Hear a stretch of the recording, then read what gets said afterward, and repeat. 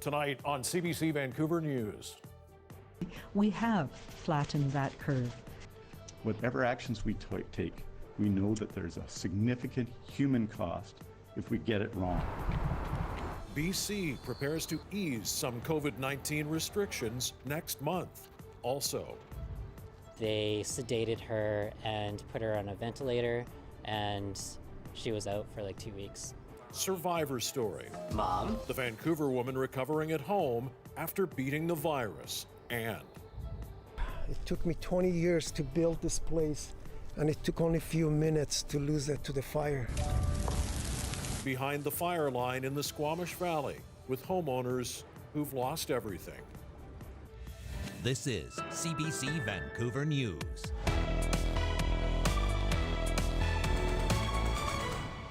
Good evening. Well, here's something we haven't been able to say for a very long time. No new deaths to report tonight in BC from COVID-19. And there's some other positive news.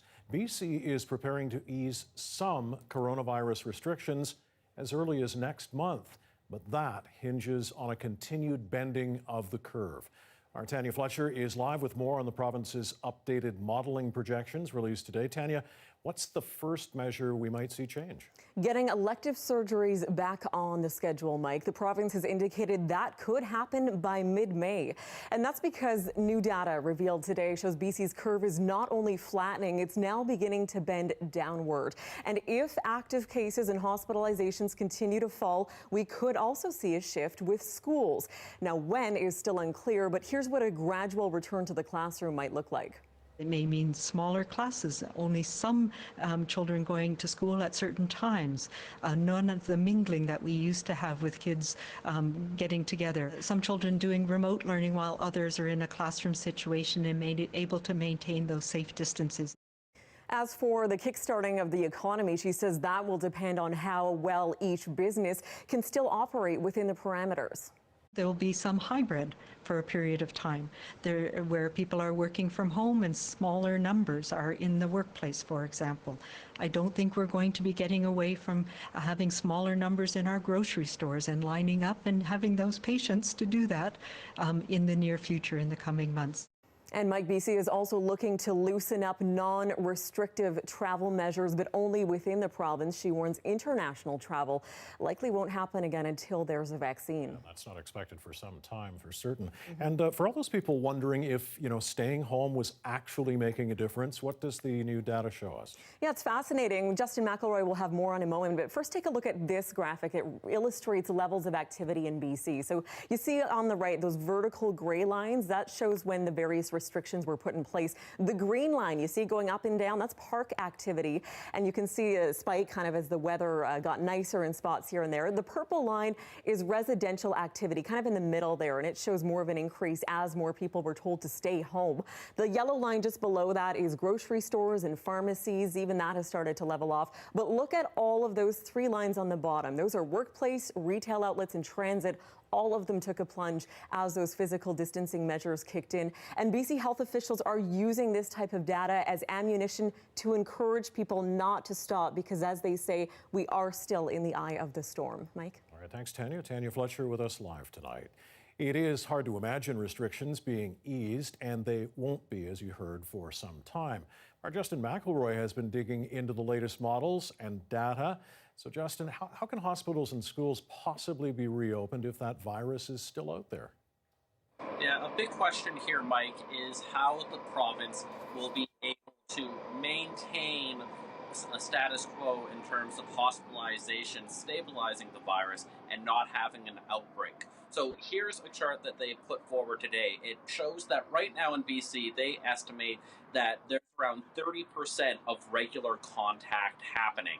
Now, they say that if we go up in a few weeks' time, assuming that the trends hold to 40, 50, or even 60% of activity, the number of hospitalizations will stay at a very low level. But if it goes higher than that, to 70 or 80%, then there will be another huge outbreak. So the question is how you go from industry to industry to allow certain things happen and certain things not without going above that 60% measure. Now, the province says they're looking at this in a variety of ways. It's why they didn't announce any specifics today, but that's going to be the main question over the course of the summertime, not eliminating this entirely and also not going back to completely where we were before, but some sort of middle ground.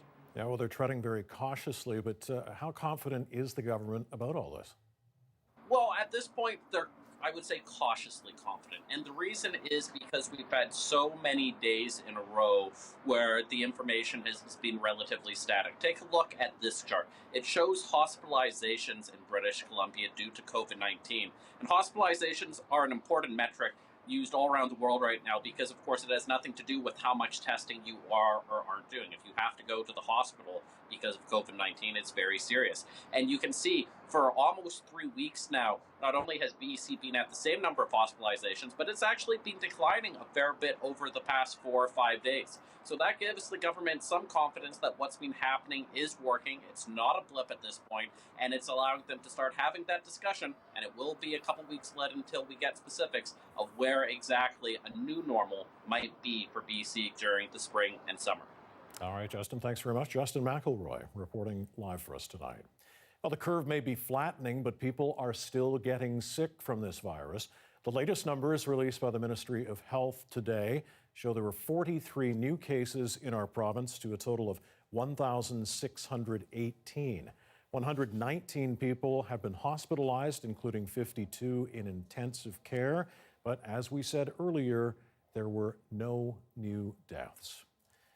A Vancouver woman recovering from COVID-19 is speaking out tonight. After spending weeks in the intensive care unit, she is back at home in isolation, still fighting to get better. But as Leanne Young reports, she says the medical system has her feeling at ease.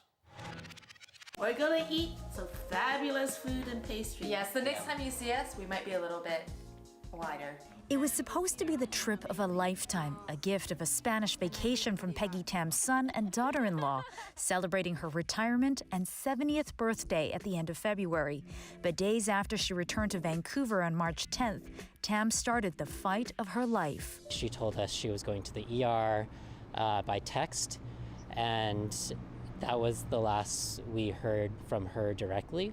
Tam had tested positive for COVID-19. Her symptoms started off mild, but her lifelong lingering cough was getting worse, and she had a fever she just couldn't shake. That fever was up around 39, almost up to 40, and taking the maximum amount of Tylenol didn't bring it down to bed at all, not even half a degree. As a pharmacist, she knew it was a red flag and soon found herself in emergency at VGH in a bit of a haze.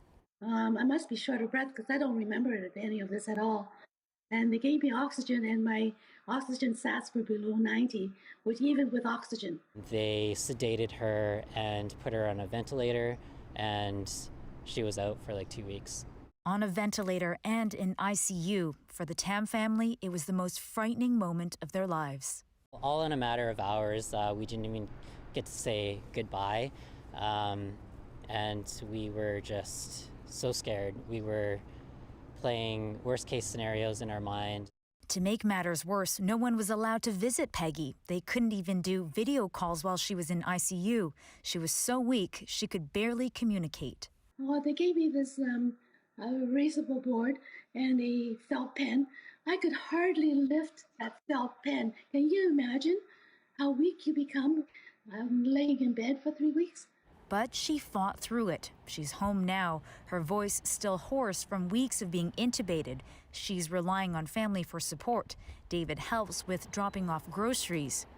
We got some groceries for her. I'm just gonna drop these off. Her kids have set up a mommy cam around her house so they can keep an eye on her. A public health nurse calls her almost every day to check in. It makes me feel very at ease, even though there's nobody else in the house. I know that there's somebody I can reach out to. And her doctors are responsive too. Despite the month-long recovery, the Tams say they are grateful for each other and our medical system. You can recover, and yeah, just listen to the doctors and listen to the government.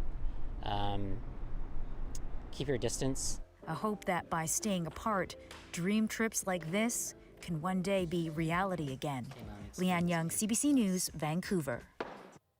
Premier John Horgan says he is working closely with state officials in the U.S. to organize the reopening of the border when the time comes.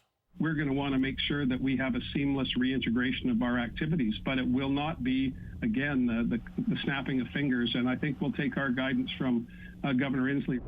Horgan says his goal is to coordinate directly with officials in Washington state rather than taking cues from the federal governments involved. He says BC is trying to prepare for the gradual return to normalcy. When assisted living facilities banned visitors last month due to the COVID-19 pandemic, Dale Edwards was given a choice: stay with your elderly mother at her senior's home or leave and keep in touch with her by telephone. As Jesse Johnston reports tonight, she chose to bed down right beside her mom, but that decision didn't quite turn out as planned. Yeah, with your hand, she's often orchestrating and playing the piano. She used to play the piano. Play the piano. You did play the piano, eh, Granny? Yes. There's something about music that cuts through the dementia of 97-year-old Diana Edwards, who everyone in the family affectionately calls Granny, and makes things as clear as the voice of Sam Cooke, which graces her room every day. Since March 15th, this has been Diana's daughter's room, too. That's the mat that Dale Edwards sleeps on every night, on the floor, between the beds of her mom and her mom's elderly roommate. I'm pretty resilient, and I actually can make a nest anywhere. Staying here comes with strict rules. Edwards can't leave her floor, and she hasn't been outside in a month. If she leaves, she can't come back in, which she fears will make her mother's health rapidly decline. My concern is her life. You know, it's like,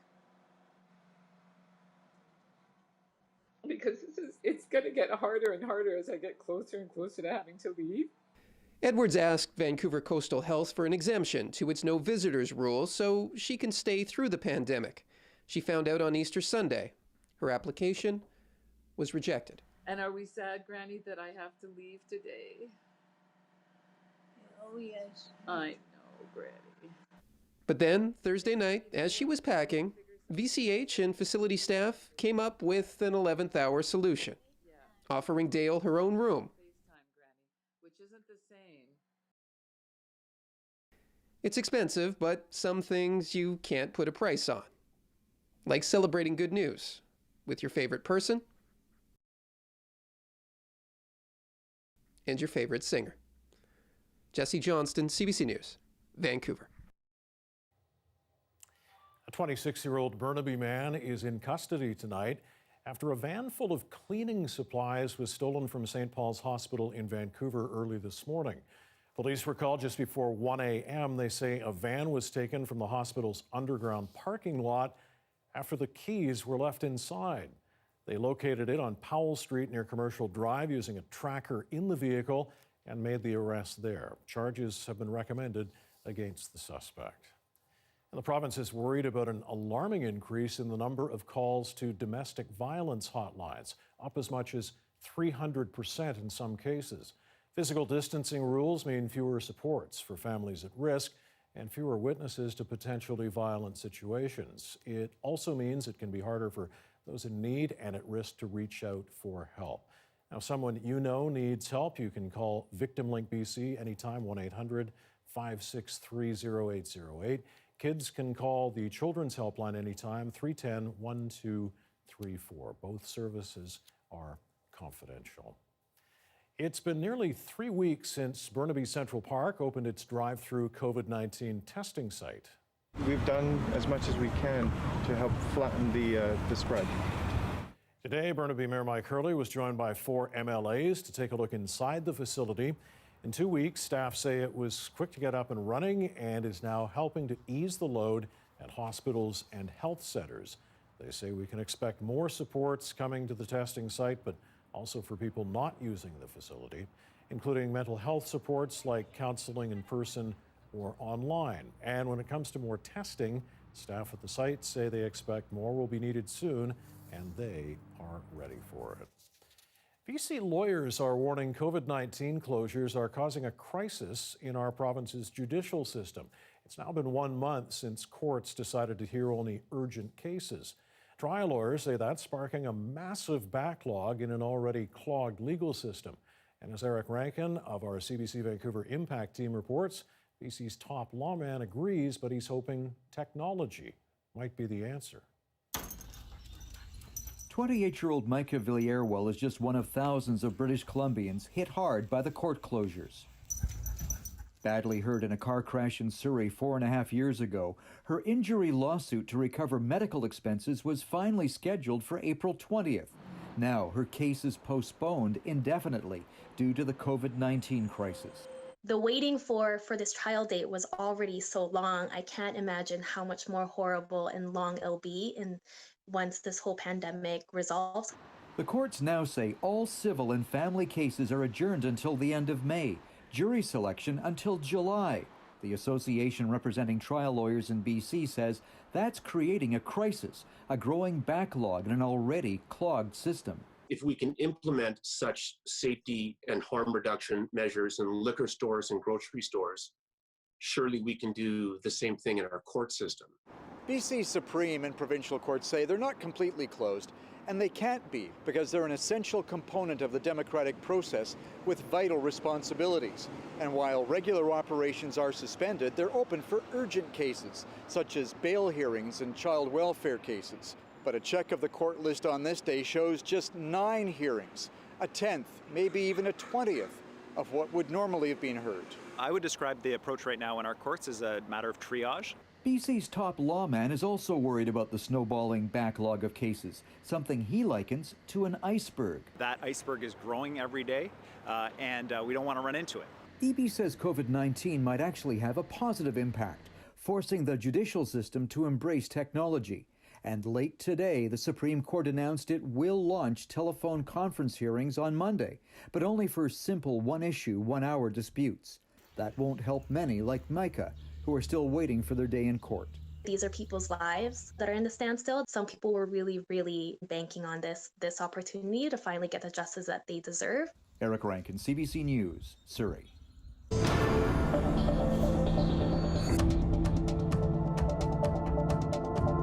That wildfire near Squamish has grown to more than 200 hectares tonight. While weather conditions have improved a bit for some residents, the damage has already been done. Our John Hernandez got a tour from one resident who lost his home. What you see here is a lifetime of hard work. It took me 20 years to build this place, and it took only a few minutes to lose it to the fire. Ali Abelfadi's home, now a charred pile of wood and twisted metal. For every nail I look, I have memory, and I remember the time I pounded that nail into the wall. This is the Squamish Valley Campground, a known tourist destination in shambles after it was hit by the McGee wildfire on Wednesday afternoon. The fire started at a nearby property.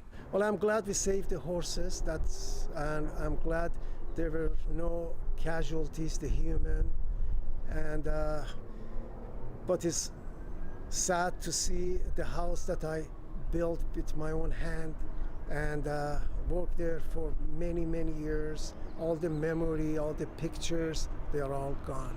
This large garlic garden among the few surviving spaces here. We don't have any power. When we have no power, we have no water. And this is the time they need to be irrigated. As the smoke continues to clear, several other homes in the area have burned down. Patrick McEachran is among those who tried to save them. For 4 or 5 hours, you're fighting a fire on the ground and you're moving all of 300 or 400 meters between, along a road, and then you go somewhere else and you see it's traveled kilometers, and it's covering this massive area, and it's already taken out 3 houses. While residents like Abel Fati wait to hear back from insurance agents, a fundraiser has been launched for a nearby couple who lost their home. It's already raised tens of thousands of dollars. A community now looking to rebuild. I know that the community is going to come around and support everyone kind of that's been affected by this. The fire has grown to about 200 hectares. Dozens of crews are still working to maintain it. Officials say cooler temperatures and mild winds have been working in their favor. John Hernandez, CBC News, Squamish. All right, let's bring in meteorologist Brett Soderholm now. I think a couple of days ago you said that Squamish was the hot spot in the entire country, but the conditions, at least for firefighters, have gotten a little better there. They have indeed, Mike. And just today, in fact, we've only seen temperatures, I would say 4 degrees off of what they've been for the past few days. And there's been some other good relief in the form of cloud cover. That's preventing those temperatures from heating up so much. And also there's even still the slight chance for some rain. I want to show you right now in terms of a live look of our satellite and radar, something I haven't been able to do for the past little while simply for the fact that there hasn't been anything to report. But now there is some rain over the Sunshine Coast as we speak in Squamish, though it did not report any rain today. Did get to benefit from that cloud cover throughout the day and of course those cooler temperatures. But the concern right now is the fact that we're still seeing our fire danger rating across the south and central coast of BC steadily increasing. There's now a much greater swath that's already at a high rating, and the area in yellow that you can see encompassing much of BC, that has only grown over the past few days and is directly related to all of these dry conditions that we've been experiencing. Now, there is a small silver lining in this for Squamish over the next 48 hours. The winds are going to be remaining calm. So this is going to allow firefighters to continue to fight the fire without needing to worry about it growing in size too much or being blown around too much. And as I mentioned perhaps just a little bit earlier, there is going to be a change up in the forecast by the time that we get into next week. There's still a risk for some showers overnight for Squamish. The weekend is going to be dry and sunny, but when we get into essentially Tuesday and Wednesday, a new pattern is going to be changing up in the weather, and that's going to be bringing some much needed cooler conditions and some much needed rain as well. Well, some good news there. Thanks, Brett. We'll talk to you again in a little bit. The Greater Vancouver Zoo, often the focus of criticism from animal advocates, is planning some big changes. The first phase of a multi-million-dollar revamp is already underway. The new general manager of the zoo recently outlined his plans to CBC Impact Team reporter Belle Puri. As Belle reports tonight, refurbishing the Aldergrove attraction will focus on Indigenous wildlife as well as upgrading facilities for exotic animals. We toured the zoo before the local COVID-19 outbreak. With the start of spring came the start of change.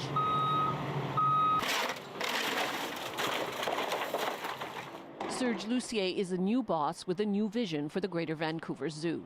This will be the station where we're going to take people into a safari park. Half of it will be a safari park with large spaces and BC and Canadian animals. Transformation of the half-a-century-old attraction will come phase by phase. We're going to spend over the next 4 to 5 years, more than likely between $10 and $20 million, but we will be among the best in the world. The plan is to move the zoo away from the often criticized barren, undersized enclosures for native animals and exotics. Now, I want this to be a piece of Africa in the heart of BC. I'm going to open this up to have all of the land open for African animals. I'm going to build from the side there an elevated walkway and an observatory in the middle so that we can go up and live Africa, so see the animals in a large habitat. Lucier is a veteran zoologist with a career that spans 45 years. Oh, it's right there. He was hired by this zoo last September. Let's go and see her. She is beautiful. Nearly 250,000 people visit the zoo every year, but throughout its existence, it's also been the focus of critics opposed to animals in captivity. Hey, sweetie. Last December, the Vancouver Humane Society released a report calling on the zoo to improve its conditions and to move away from keeping animals not suited to BC's climate. Now it wants a closer look at the plan for improvements. Our concern would be that too much investment might be just to enhance the visitor experience rather than improve conditions for the animals. In particular, the Society has concerns about the proposed savanna, because BC is not a hot, dry place. That said, it applauds Lucier's idea to build a more stimulating feline complex. Shortly after our tour of the zoo, it closed indefinitely because of the COVID crisis. Only essential staff are on site to take care of the animals. And the first phase of the redevelopment, well, it's had to significantly slow down until further notice. A small crew keeps working on a new entrance, and staff are mending fences, which in part is what Lucier wants to do with his plan. Your passion for this is evident, but is there really a future for zoos? There's an evolution in zoos, in our philosophy, in our ways of doing things. Today, my vision is the future. I'm not thinking about 5 years ago. I'm thinking about 5 years from now. The zoo of the future, it's hoped, will prioritize the needs of animals. Belle Puri, CBC News, Aldergrove. And a quick reminder, you can watch this newscast live on CBC Gem. The free app is also where you can find other CBC programs. And CBC Vancouver is also on Facebook, YouTube, and Instagram.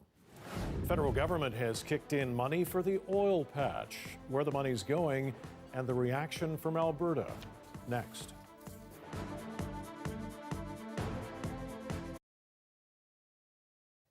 And thanks for watching online tonight during the commercial break on television. Well, chances are you or somebody you know are among the millions of fans holding tickets for shows and events facing an uncertain future during this pandemic. And now, as Dave Seglin's reports, Live Nation and Ticketmaster, the world's biggest entertainment company, says it doesn't have the money to offer refunds. Remember this? The joy, celebration before COVID-19. And now, in just days, it's all gone silent. Fans stuck with tens of millions of tickets for shows that are canceled or postponed. We bought tickets for Justin Bieber. Dylan Snow is a student studying the hospitality sector. He's stuck with $4,000 worth of tickets that he bought for friends for 2 shows. Ticketmaster and parent company Live Nation won't give him his money back. They postponed the concerts with no known performance date. I mean, they're worth billions of dollars. I don't understand why they can't offer refunds. Live Nation says handing money back isn't so simple. Cash from fans flows up into a complex pyramid to scalpers and ticket companies, then to venues, to promoters and managers, to the artists or sports teams. People say... But this former Live Nation executive says the global shutdown has exposed a major problem. Responsible promoters should have enough access to cash to pay for their operations without utilizing the advanced ticket sales, which should be held in a consumer escrow account. Live Nation and Ticketmaster are a global powerhouse. In 46 countries, they own 273 venues. They manage 500 major artists, and last year took in $9.4 billion in concert revenue, plus another $1.5 billion in ticket fees. They have institutionally gambled that most of the time, most events will take place.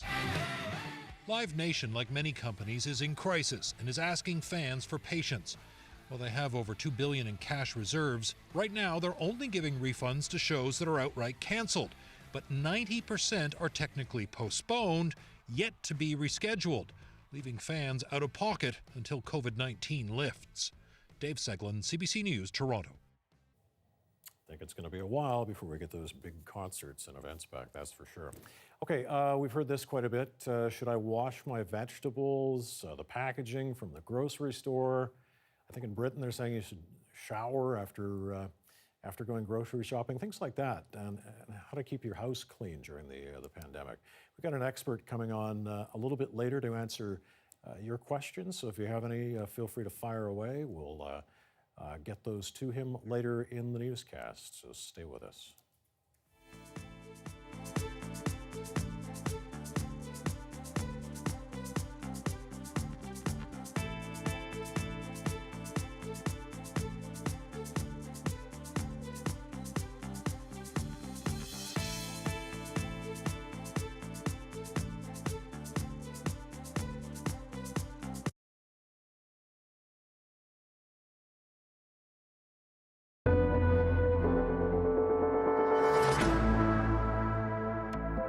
BC is one of 3 provinces that will benefit from new financial relief announced today for this country's oil sector.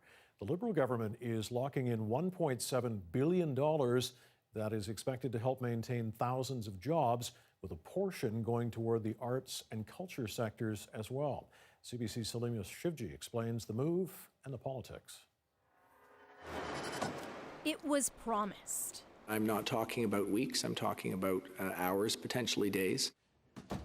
Now, 3 weeks later, details on help for the oil and gas sector, hit by both the COVID-19 crisis and a crippling drop in the price of oil. Our goal is to create immediate jobs. $1.7 billion to save jobs devoted to cleaning up orphan wells, abandoned by oil companies, inactive and festering. We think that it could employ upwards of 5,000 people. We'll be able to get them working right away. Another $750 million in loans to help smaller oil companies cut methane emissions, and a promise of more credit to come. The Liberal government's still trying to walk a political line, balancing existing concerns about energy and climate with the urgency brought by COVID-19. Just because we're in a health crisis doesn't mean we can neglect the environmental crisis. It's miles away from the billions of dollars in bailout money for the auto sector after the 2008 financial crisis, and yet a win on many fronts. From a frequent foe, a thank you, but more needs to be done. While this was a very important step forward, and the federal Conservatives also approve, even as they say this should have been announced earlier. We've long supported the idea of providing assistance to clean up orphaned oil wells. In more normal times, this move would have garnered more questions. Why taxpayers are footing the bill for what oil companies left behind. But in a sign of these times, many environmentalists too are calling this a smart move. Salima Shivji, CBC News, Ottawa. Well, as many Canadians deal with the painful reality of job loss and uncertainty because of the pandemic, new data from Statistics Canada is out. It's offering insight into how others are adapting to a new way of working. More than 4.5 million Canadians who don't usually work from home were doing just that during late March. Nearly 60% of those who switched to working from home had a bachelor's or higher degree, and the report suggests this option is more accessible for people employed in professional or managerial occupations. Well, 78 people in BC have died from COVID-19. Tonight, a look beyond the virus that killed them to the lives they lived. Gary Moncton of Vancouver was just shy of his 78th birthday. He spent his last days at Harrow Park Long-Term Care Centre in Vancouver. But as his daughter tells us tonight, that was just the last stop in a very full life. My name is Samantha Moncton, and I lost my dad, Gary, to COVID-19 on April 2nd, 2020. My dad was a pretty remarkable man in so many ways.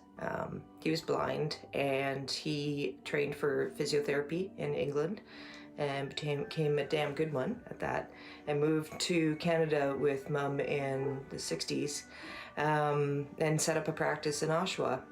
And he was so good at what he did, he even worked for the Oshawa Generals for a bit and even treated Bobby Orr.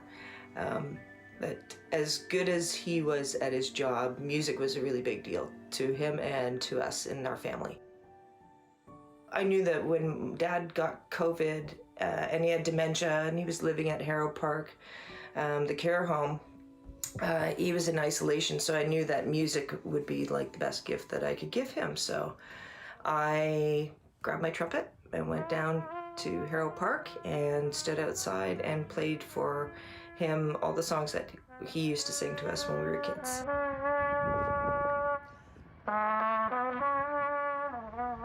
I knew that he was listening because the nurses had him on the phone, and he had a big smile on his face and even told me at the end that I did a pretty good job.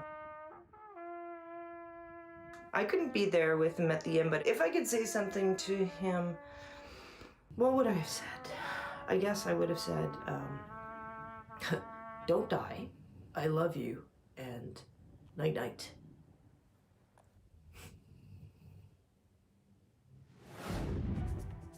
Still to come tonight, how to disinfect properly. We're going to speak to a chemist at UBC on how to clean your house, your hands, and play it safe during this time of COVID-19. If you have questions, give us a call, 604-662-6801, or send us an email, cbcnewsvancouver@cbc.ca. We'll be right back.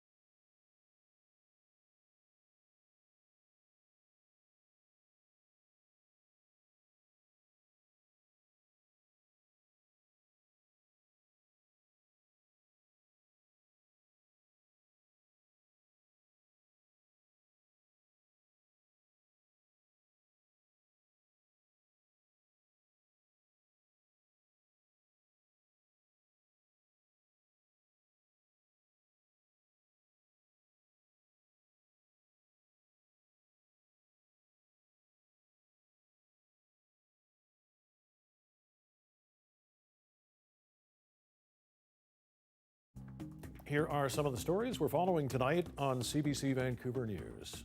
43 new cases of COVID-19 in BC today for a total of 1,618, but no new deaths to report in our province.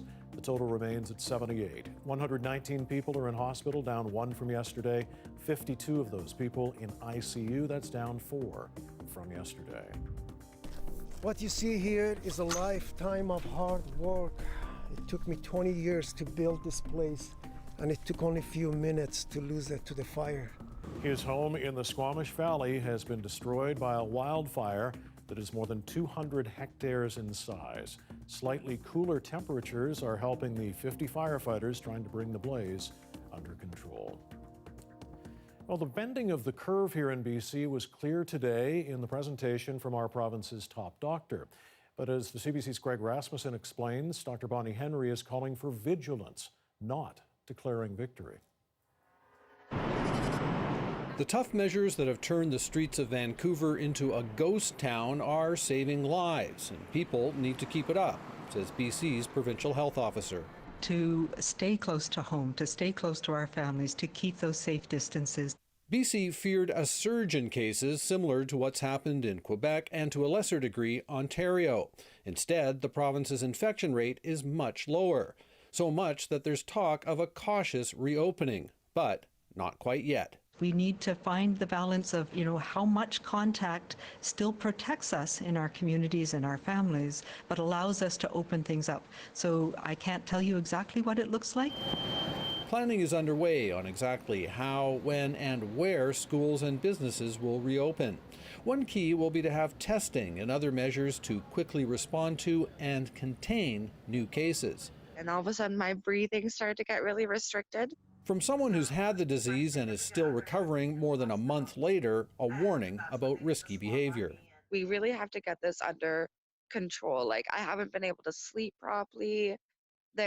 You're uncomfortable in your own body all the time. It's just not worth it. Like, just stay home. Also from BC, new data on who is being hit. The median age of people contracting the disease is 54. For those requiring hospitalization, it jumps to 68. And the people dying are much older, with a median age of 86. Officials here stress that despite BC faring better than much of the country, it's still a long and difficult road ahead. Greg Rasmussen, CBC News, Vancouver. Demographic data on the age and sex of COVID-19 patients is important for understanding the disease. But as Chris Glover tells us, there is data we aren't tracking, and some say it reveals a dangerous blind spot. In a pandemic, it's critical to know exactly who's getting sick. So you have to collect the data to do good medicine. Dr. Quam McKenzie says Canada's practicing bad medicine by not collecting the race of COVID-19 patients. Certain groups of people are systematically disadvantaged based on... Alberta committed to looking into it, but Ontario says tracking age and chronic illness remains its focus. So those are all priorities to us, regardless of race, ethnic, or other backgrounds. They're all equally important to us. A coalition of Black health leaders is demanding officials reconsider. Hearing this remark is concerning because it doesn't allow us to fully understand the impacts of COVID. In Chicago, Black people represent 30% of residents, but more than 70% of COVID deaths. Those numbers take your breath away. Its race data prompted officials to redeploy resources to predominantly Black neighborhoods that have long struggled with poor access to care and chronic illness. COVID-19 is the perfect storm for our Black and Brown communities.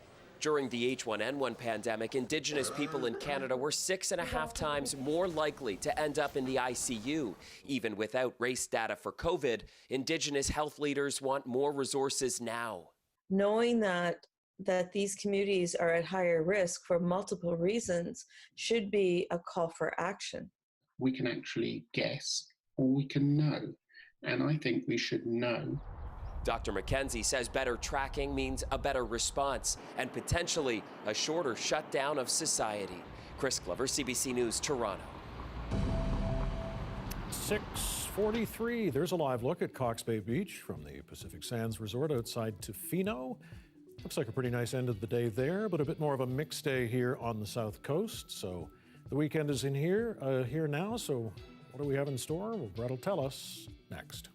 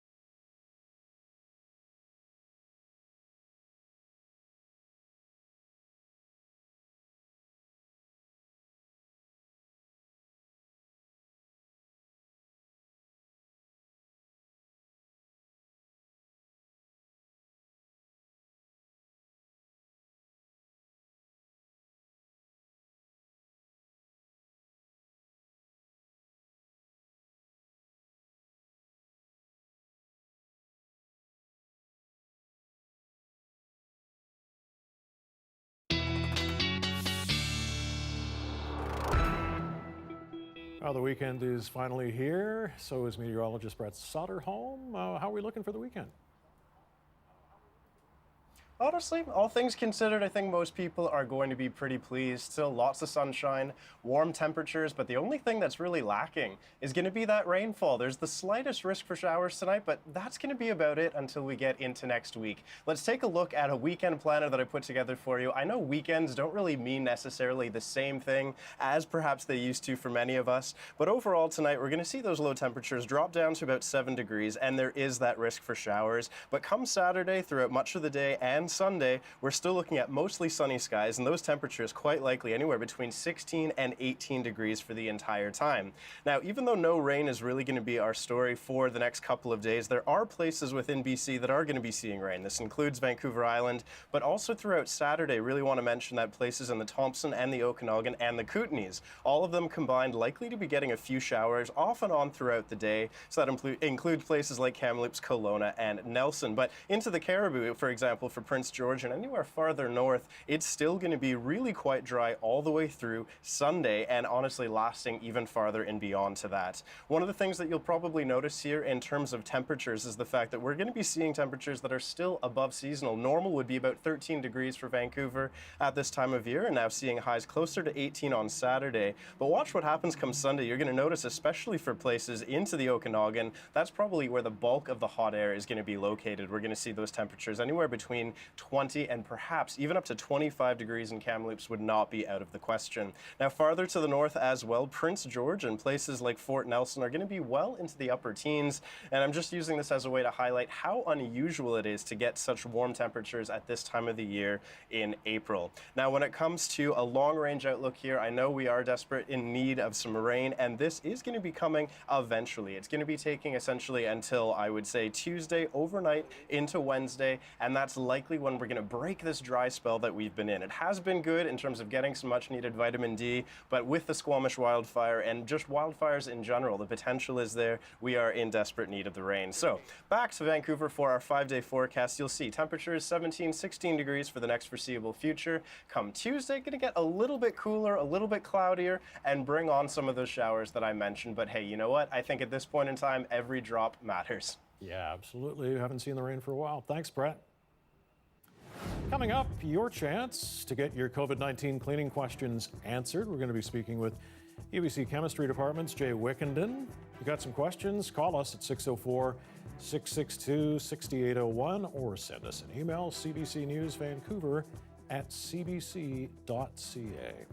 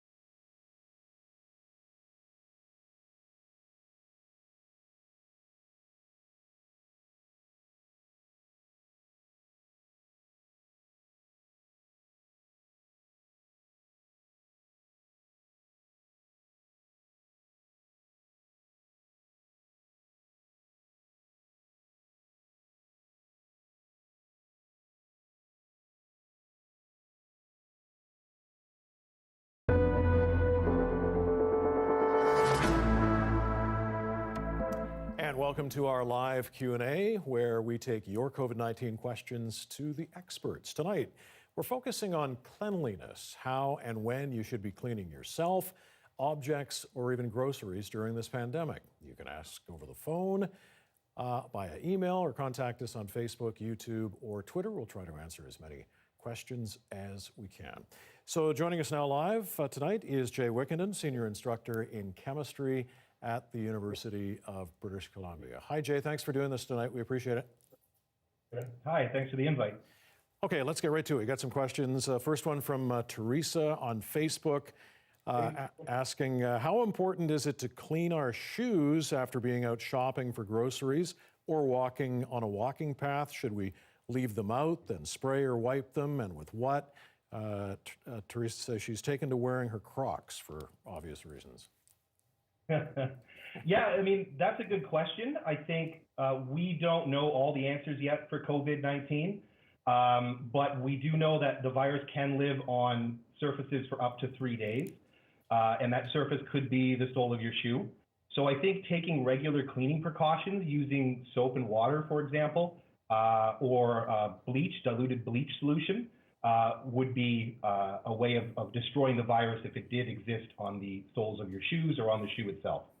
All right, very good. Thanks for the question, Teresa. Next one from Tagawan Kenneth on Facebook. In shared housing, how often should you disinfect common surface areas? Is bleach effective on killing viruses on surface areas?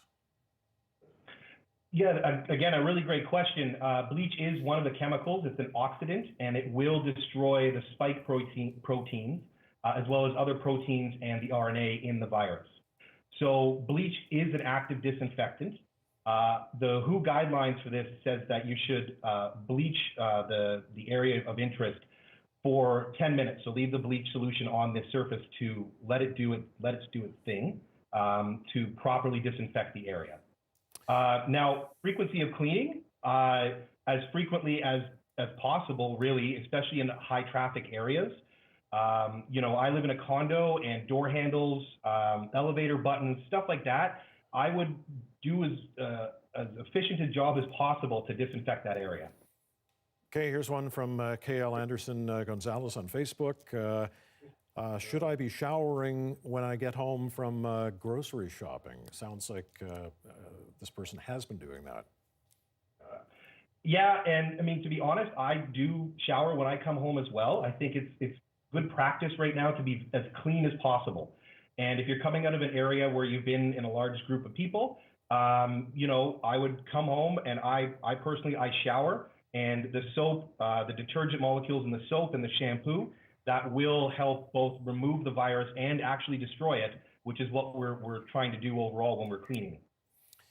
All right, here's one from Ching in our email box. When's the best way to clean phones, wallets, keys, anything that we use every day and bring with us on a daily basis? Yeah, so that's cell phones in particular are some of the filthiest things I think we carry with us, and we don't often think about disinfecting them. I personally have been disinfecting my phone and my partner's phone every evening. And what I do with that is I take some hand sanitizer and I put it on a cloth and I wipe the entire phone down.